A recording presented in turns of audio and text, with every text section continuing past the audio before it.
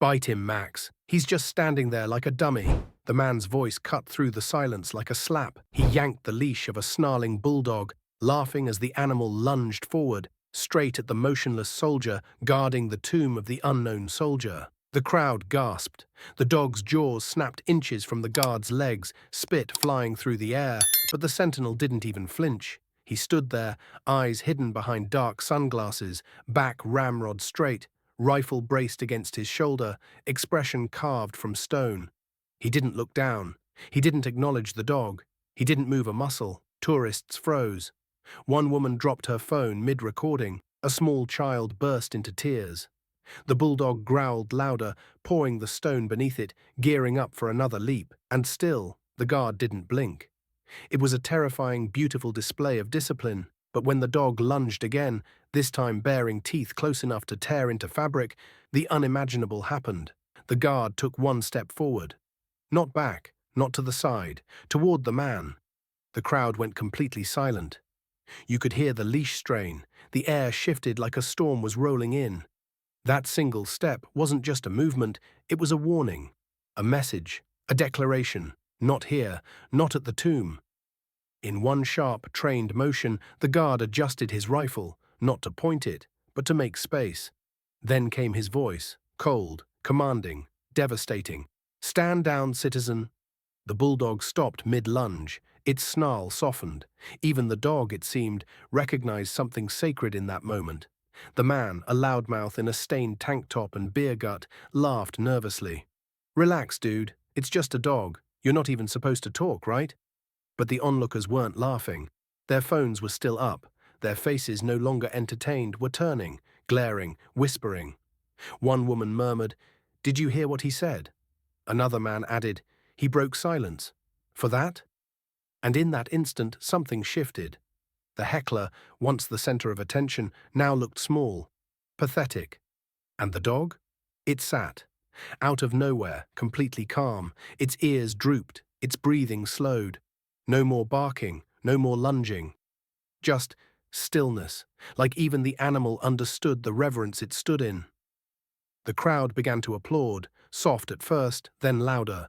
But the guard didn't move. He turned back to his post and resumed position like it had never happened. Like the dog, the man, the chaos, were all beneath the honor of his post. It didn't take long for the video to go viral. Millions watched it within hours. "Tomb Guard breaks silence," the headlines read. But it wasn't just about what he said. It was about what he stood for. That's when people began asking, who is he? Why didn't he react? Why was he so calm, even with danger inches away? The truth was more powerful than anyone expected. His name was Sergeant Luke Merritt. Army. 28th son of a Navy SEAL, older brother to a Marine who never made it back. When Luke was just 14, he watched his mother break down as she read a telegram that said, "Status, unrecoverable." No grave, no casket, no final goodbye, just emptiness. That's when Luke made a decision. He didn't want to just serve. He wanted to protect the memory of those like his brother, who never got to come home, who were buried in spirit beneath white stones, unnamed and unknown. When Luke was selected as a tomb guard, he didn't celebrate. He wept, not for the honor, but for the weight. Every hour he marched was for his brother. Every silent step was a promise, "You will never be forgotten." So when that bulldog lunged at him, Luke didn't see a threat. He saw a test. And he passed it like only someone who had lost everything could. The man with the dog tried to slip away, but before he could, a veteran in a wheelchair rolled forward and blocked him. "You don't get to walk away from this like it's nothing," the veteran growled. "You came to the most sacred place in this country and acted like it was your backyard." The crowd murmured in agreement. One elderly woman whispered, "My husband's body was never found." That soldier stood for him. The man looked down, yanked the leash, and muttered a weak apology before vanishing into the sea of shame. But the story didn't end there. The next morning, dozens returned to the tomb, not to record, but to honor. Veterans in wheelchairs, children with flags, Gold Star families with photos of those who never made it home.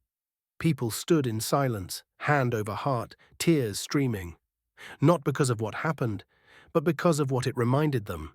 That silence is sacred, that honor still exists, that some people still stand between chaos and reverence and never budge an inch.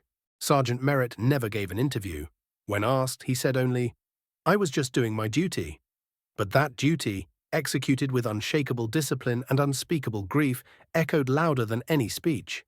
It wasn't just a bulldog attack, it was a moment when the world stopped and remembered.